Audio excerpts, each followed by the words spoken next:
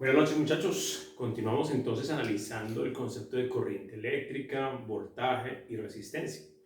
Anteriormente analizamos que el voltaje, por ejemplo, se puede medir en un circuito eléctrico con ayuda de un instrumento que se llama voltímetro o con otro que mide múltiples variables como el multímetro. Que para poder medir el voltaje que consume un elemento en un circuito hay que instalar ese voltímetro o ese multímetro en paralelo con el elemento que queremos medir. Que también podemos medir la corriente, que es como la cantidad de electrones que van pasando por el cable conductor. Y entonces caemos en eso, en preguntarnos qué está sucediendo con esos cables que utilizamos para conducir la corriente eléctrica. Puede ser cualquier tipo de cable, puede ser cualquier material, puede ser cualquier grosor de material. Entonces vamos a estudiar un poquitico esto en el concepto de resistencia eléctrica. Entonces, primero que todo, miremos algunos símbolos que encontramos en los circuitos para designar las resistencias eléctricas. Entonces encontramos rectángulos de este tipo o como una especie de sube y baja para designar la resistencia. También físicamente encontramos las resistencias que se utilizan en circuitos eléctricos que están muy bien designadas con ayuda de un código de barras que estudiaremos más adelante. Entonces estas son tres formas diferentes de representar lo que es una resistencia. Pero entonces, ¿qué es resistencia eléctrica? La resistencia eléctrica básicamente es una oposición a que los electrones viajen por un conductor. Entonces, ¿cómo se puede medir esa resistencia eléctrica? Resulta que un señor, George Simeon Ohm, intentó estudiar el concepto de resistencia eléctrica. Encontró que había unos materiales muy buenos conductores y otros malos conductores. Y buscó algunos de esos malos conductores, ¿sí?, que tenían un comportamiento muy especial, un comportamiento sobre todo lineal, en donde a medida que aumentaba el voltaje, también, digamos, aumentaba la resistencia.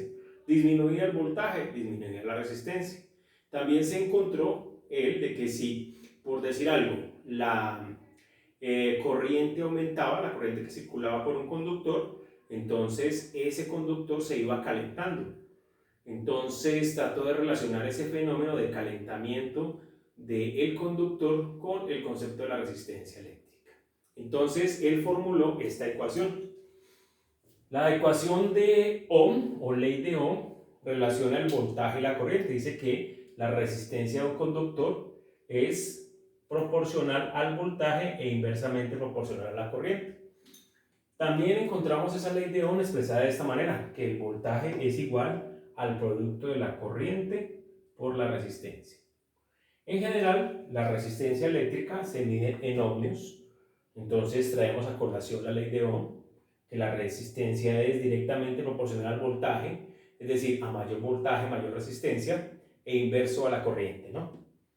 ¿Y cómo se mide o en qué se mide en el sistema internacional? Se mide en ohmios o se mide en ohm y el símbolo es la letra omega.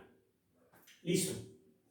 Resulta que muchas veces encontramos que esa ley de Ohm, como relaciona tres parámetros importantísimos en los circuitos eléctricos, voltaje, corriente y resistencia, se representa con este triángulo. Es una especie de norma mnemotécnica que nos permite encontrar tres ecuaciones que relacionan estas variables. ¿Qué ecuaciones salen de acá? Por ejemplo, si queremos hallar la corriente, que está en la esquina inferior de este triángulo, la corriente simplemente es el voltaje sobre la resistencia. Y salió la primera ecuación, corriente igual a voltaje sobre resistencia. Pero si lo que queremos averiguar es cuánto es el voltaje que está consumiendo el elemento en un circuito, pues el voltaje es igual al producto de la corriente por la resistencia. Miren la ecuación. Si quiero saber la resistencia que está oponiendo un elemento, sabiendo el voltaje que consume y la corriente que circula por él, entonces decimos que la resistencia es igual al voltaje sobre la corriente. Resistencia, voltaje sobre corriente. Bueno, pero entonces estamos diciendo que hay algo que pasa con nuestros conductores eléctricos, con esos cables que utilizamos para llevar la energía de un sitio al otro. Resulta que para establecer cuál es la resistencia que genera un cable conductor, tomamos como referencia esta figura. Hagamos de cuenta que eso es un cable. ¿Listo? Por esta sección va a pasar la corriente Van a pasar los miles de millones de electrones por esa sección, por esta área, pero ese cable tiene una longitud. De acuerdo entonces al material que seleccionemos para la construcción de ese cable, va a generarse una resistencia. ¿A qué va a ser igual esa resistencia? Es igual a ρ por L sobre A. Ya vamos a estudiar un poquitico más esa ecuación. Trato de hacerles un símil, una comparación. Resulta que pensemos que los cables conductores son como este par de tubos. Un tubo de mayor diámetro que este, lógicamente, de menor diámetro. Si fuéramos a pasar agua por el interior de estos dos tubos, es lógico que el agua pasaría más fácil por este de mayor diámetro que por este de menor diámetro. Sucede lo mismo con los cables conductores. Si tengo dos cables del mismo material, pasará la corriente mucho más fácil por el cable de mayor diámetro, de mayor área, como muestra esta figura, miren, de mayor sección, que por el tubo que tiene menor sección. ¿Eso qué conclusión debería llevarnos? Pues muy sencillo, que si yo necesito transportar mucha corriente, lo mejor es seleccionar un cable que tenga una sección grande. Bueno, estábamos diciendo que cómo determinar cuál es la resistencia que genera un cable conductor, que la ecuación era esta, resistencia igual a ρ por L sobre A. ¿Qué es ρ? Este ρ, letra griega, minúscula, indica un parámetro del material. Se llama resistividad del material. Esa resistividad del material se escribe en ohmios por metro. Sus unidades son, repito, ohmio por metro. Resulta que en nuestros apuntes, en nuestras guías, consignamos una tablita donde se relacionan muchos materiales con su valor de resistividad. ¿Cómo se debe entender? Por ejemplo, materiales como la plata, cobre y oro, que son muy buenos conductores, su resistividad es muy chiquita, porque precisamente son buenos conductores. ¿Qué quiere decir? Que casi no se oponen a que los electrones viajen por su interior. Pero encontramos también elementos que se oponen al flujo completo de los electrones. Miremos, por ejemplo, el hule, el caucho. Es muy mal conductor. Miren que la potencia es positiva, 10 a la 13, mientras que para los buenos conductores las potencias son negativas, 10 a la menos 8. ¿Qué significa 1.59 por 10 a la menos 8? 0.00007 ceros seguidos y ahí sí 159. O sea, es un valor ínfimo, muy pequeño. Mientras que 10 a la 13 para ese tipo de caucho es un 1 con 13 ceros seguidos. O sea, es un valor gigantesco. Entonces, esa tabla contiene buenos conductores y malos conductores. Por ejemplo, también aparece la piel humana, que tiene un valor relativamente de mal conductor. Efectivamente, nosotros no somos buenos conductores de la electricidad, pero si nos mojamos las manos y tocamos una parte que esté mal aislada y por donde circule corriente eléctrica, en ese momento entonces se disminuye la capacidad que tiene nuestra piel y pasa la electricidad por nosotros. Por ello, se solicita que cuando uno va a tocar elementos eléctricos o que tienen corrientes, uno aísle su cuerpo. ¿Cómo lo aísla? Utilizando zapatos, por ejemplo, en caucho. Muchas veces hemos hecho el ejemplo de que uno se para y no escucha la recomendación de la mamá que le dice que no abra la nevera muchas veces a pie limpio. Si la nevera no está bien aislada, fácilmente nos pasa un corrientazo porque no tenemos un buen aislamiento en nuestro cuerpo. En cambio, si nos colocamos las chanclas que nos solicita la mamá para abrir la nevera, no nos pasa esto. Entonces, eso es lo que dice esta tabla. Buenos conductores y malos conductores de la electricidad. La idea es cómo utilizamos esa tabla. Entonces, tenemos un ejemplo en nuestras guías que dice lo siguiente, que hay un cable de acero de 600 metros de longitud y 5 milímetros de diámetro. Se utiliza para conducir electricidad. Se pide determinar el valor de resistencia generada por el cable y la caída de potencial que se genera si por ese cable se pretende conducir una corriente de 7 amperios y un voltaje de 440 voltios. Entonces Entonces regálenme un momentico mientras borramos parte del tablero para poder hacer el análisis. Bueno, entonces retomamos nuestro análisis. En nuestro primer ejemplo de las guías dice que tenemos un cable bastante largo, 600 metros, 6 cuadras aproximadamente, que tiene un diámetro apenas de 5 milímetros, bastante pequeño. Por ahí pensamos conducir mucha corriente y mucho voltaje. Nos dice que debido a esa longitud del cable y al material que hemos seleccionado, que es acero, ¿qué resistencia genera este cable? ¿Será que sí es rentable que seleccionemos ese material? ¿Es rentable tener ese cable en esas condiciones? ¿Será que mejor aumentamos el diámetro o lo disminuimos? Miremos a ver. Entonces, primero que todo, recordemos que la ecuación que nos permite determinar la resistencia que genera un cable conductor es esta. Resistencia igual resistividad del material, longitud del cable, área del cable. Entonces, debemos recordar que el material que se seleccionó para el cable es acero. Y ese acero, según la tabla que tenemos, dice que la resistividad de ese acero, digamos AC, es de, buscamos el acero, 7.2 por 10 a la menos 7. ¿Pero qué unidades tienen? Esta resistividad, ya insistimos, que tiene una unidad de ohmios que opone, resistencia que opone por cada metro de longitud. ¿Cómo se debe interpretar? Que a mayor cantidad de metros, mayor resistencia. Entonces, sus unidades, ohmio por metro. Y el otro parámetro que interviene en la fórmula, este ya lo tenemos listo, es la longitud. ¿Cómo se relaciona la longitud? Pues la longitud del cable está muy fácil. Es L y son 600 metros. Y la ventaja es que están unidades del sistema internacional. Bueno, el siguiente parámetro es el área.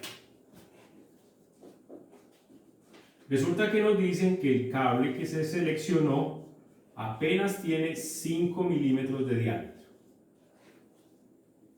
¿Listo?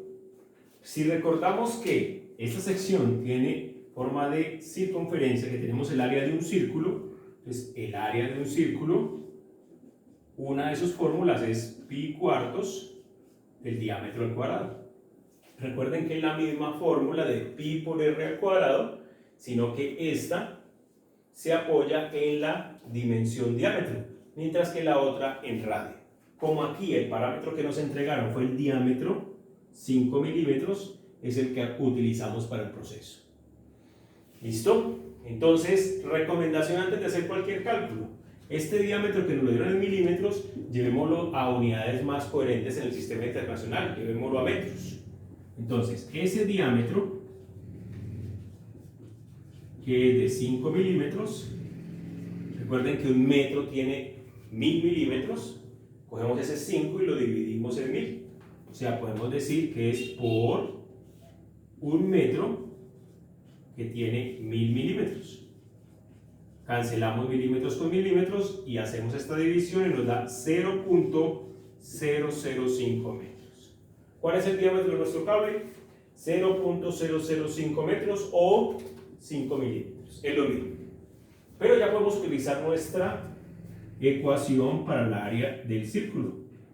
Pi cuartos por 0.005 metros elevado al cuadrado. Por favor, hay que verificar los cálculos. En nuestras guías nos dice que ese valor es de 1.96 por 10 a la menos 5 metros cuadrados. Perfecto. Entonces, ya tenemos todos los parámetros para calcular la resistencia de ese cable conductor. Utilicemos la ecuación. R es igual. Primer parámetro, la resistividad. Voy a escribirlo en un paréntesis. 7.2 por 10 a la menos 7 ohmios por metro. Por, viene una raya de fraccionario. Un término arriba, que es la longitud, 600 metros. Y un término abajo, que es el área, que sabemos que nos dio 1.96 por 10 a la menos 5 metros cuadrados. Miren que es muy fácil de manejar, son multiplicaciones y divisiones. El reto es el análisis, no las multiplicaciones. Si miramos las unidades, metro por metro da metro cuadrado y se cancela con el metro cuadrado de abajo. Por lo tanto, las unidades son coherentes. Recuerden que según la investigación de Ohm, la resistencia de un cable se mide en ohmios, que fue la unidad que nos quedó por acá. Al hacer toda esta operación, este término se multiplica por este y todo se divide en esto, obtenemos que la resistencia de ese cable, según nuestras guías, da un valor de 22 ohmios. Ese valor puede parecer muy bajito, pero recuerden que a medida que pase más voltaje por un cable conductor va a aumentar entonces la resistencia y de pronto la pérdida. Para saber entonces si ese valor es grande o pequeño para nuestra aplicación, pensemos en lo siguiente. Por aquí queremos transportar 440 voltios. Entonces, ¿qué tenemos? Que por este cable queremos que viaje una corriente que es de 7 amperios. Pero al inicio, digamos al comienzo del cable, aquí a la izquierda, tengo 440 voltios.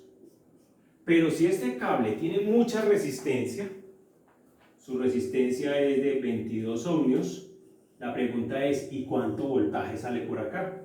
¿Será que salen los mismos 440 voltios? ¿O será que el cable se consume parte de ese voltaje? Para saber ello, simplemente aplicamos la ley de Ohm. Recuerda que la ley de Ohm dice que el voltaje es igual a la corriente por la resistencia. Ley de Ohm. Entonces, básicamente, la ley de Ohm nos da una herramienta para saber cuáles son las pérdidas de voltaje que se presentan en un circuito, debido a la resistencia de los elementos que componen el circuito. Aquí entonces nuestro cable va a generar una resistencia. Es como si fuéramos caminando por un sitio y miles de personas intentaran agarrarnos y no nos dejaran avanzar. Llegará un momento en que nuestra energía se agote tanto que no podamos avanzar. Le pasa lo mismo a la corriente eléctrica. Entonces miremos.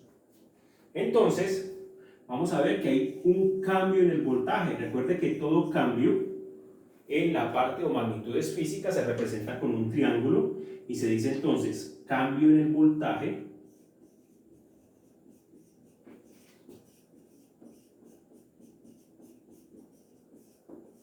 ¿sí? Que va a experimentarse en ese cable va a ser igual a la corriente que esté circulando por la resistencia. Ahora bien, este cambio de voltaje entonces va a ser ¿qué corriente queremos que pase por ese cable conductor? 7 amperios. Pero tenemos una resistencia de 22 ohmios. Al hacer esa multiplicación nos dice que obtenemos 154. ¿154 qué? Resulta que la multiplicación de unidades amperios por ohmios en el sistema internacional se llaman voltios. Por lo tanto, el cambio de voltaje que va a suceder en ese cable es de 154 voltios. ¿Y eso qué significa, muchachos? Mucho. Que cuando vamos a pasar por este cable, 154 de los 440 voltios se van a perder. Entonces, ¿cuántos salen al otro lado? Tendríamos que hacer la diferencia. A 440 le restaríamos 154. Pues eso, vamos a encontrar que tenemos un valor apenas de 280 o 290 voltios que salen al otro lado. Y eso no es bueno para nuestro circuito eléctrico. ¿Qué hacemos entonces? ¿Qué nos debe indicar este sistema? Entonces miremos, analicemos, es lo importante acá. ¿Cómo hacemos para que esta caída de voltaje o este cambio en el voltaje sea lo más pequeñito posible? ¿Cómo hacemos para que al otro lado no salgan 280 voltios, sino que salgan más voltios? ¿Cómo hacemos? Entonces pensemos en lo siguiente. Si queremos que salgan más voltios acá, esta resistencia tiene que ser lo más pequeña posible.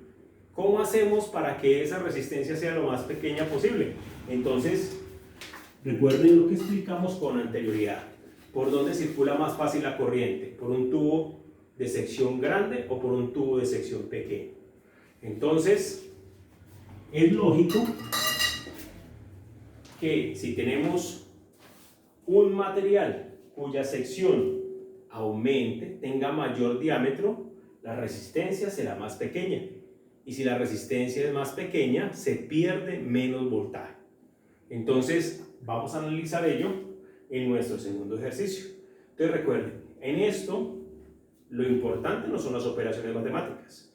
Vemos que no son sino multiplicaciones, divisiones y operaciones de esa naturaleza. ¿Qué es lo que verdaderamente debemos hacer en estos sistemas? Analizar, pensar cómo se comporta la electricidad. La electricidad, entonces, básicamente es como una cantidad de personas que van corriendo por una vía, por una carretera. Esos son los electrones y tenemos que intentar que ojalá todas las personas que empezaron a correr lleguen al otro lado. ¿Cómo hacemos para que lleguen al otro lado? Pues ojalá que la carretera sea lo más amplia posible, que no tenga grandes subidas, que no tenga baches, que sea lo más limpia posible la vía. ¿Y qué es eso? Que la resistencia sea lo más baja posible.